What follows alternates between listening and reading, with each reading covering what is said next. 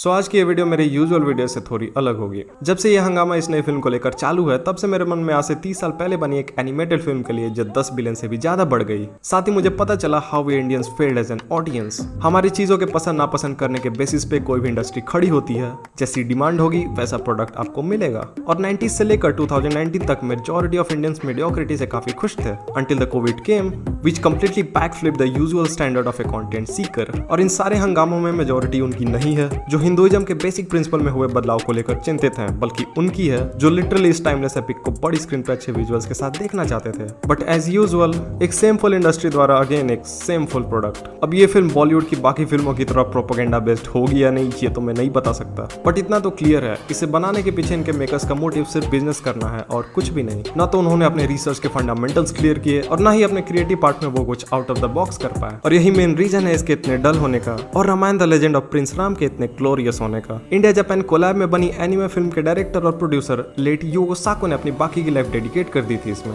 वो वाल्मीकि रामायण को किसी भी हाल में बड़ी स्क्रीन पे लाना चाहते थे, जिसके लिए उन्होंने ऑब्वियसली एनिमेशन मीडियम को सेलेक्ट किया क्योंकि वो जानते थे इसे लाइव एक्शन में अडेप्ट कर पाना ऑलमोस्ट इम्पॉसिबल है। और इसका बजट उस समय 800 मिलियन येन था, जिसका भी इन्फ्लेशन को ध्यान में रखते हुए हिसाब लगाया जाए तो तकरीबन 100-150 करोड़ के बीच का बैठेगा मामला। हाँ, इतना ज्यादा। और इसकी एनिमेशन की फ्लूइडिटी, प्रॉपर आर्ट, म्यूजिक के प्रोडक्शन वैल्यू को देखकर साफ पता चलता है इसका बजट कहाँ गया। साथ ही इसके इंग्लिश और हिंदी दोनों वर्जन्स के वॉइस कास्ट की लंबी लिस्ट थी। भगवान श्री राम को आवाज दिया खुद अरुण गोविल सर ने, वहीं रावण की आवाज लेट अमरीश पुरी सर ने दी थी। ये फिल्म एनिमेशन क्वालिटी में कहीं से भी मियाजाकी की फिल्मों से कम नहीं थी, जो उस समय के जापान एनिमेशन के चेहरे माने जाते थे। जो बजट जहाँ लगना चाहिए था वहीं लगा, बजाय इसके कि 70% रोकड़ा कोई एक बंदा ले जाए। कुछ लोग आदि पुरुष के VFX करने वालों को आड़े हाथों ले रहे हैं, जिसमें मुझे लगता है वो गलत भी नहीं है। Both CG and visuals are actually bad. इसे देखने के बाद रॉक चाचा के स्कॉर्पियन CG के लिए इज्जत बढ़ गई मेरी। कंपनी को पैसे मिले और उन्होंने प्रोडक्ट को खराब कर दिया। बात इतनी सी नहीं है मेरे दोस्त। वर्ल्ड वाइड सिनेमा में VFX की क्वालिटी टाइम के साथ पीछे जा रही है। एक टाइम था जब हमें लगा था यहाँ से सिनेमा एटलीस्ट विजुअल्स के मामले में बस इवॉल्व ही करेगा। तब कंप्यूटर ग्राफिक्स को एक अल्टरनेटिव की तरह नहीं बल्कि सिनेमा एक्सपीरियंस को एनहांस करने में एक टूल की तरह देखा जाता था। फिल्म में रियलिज्म और एनिमेशन के बीच प्रॉपर बैलेंस बनाकर बनती थी, जिससे ओवरऑल क्वालिटी भी पॉजिटिव वे में आती थी। लेकिन कहते हैं ना,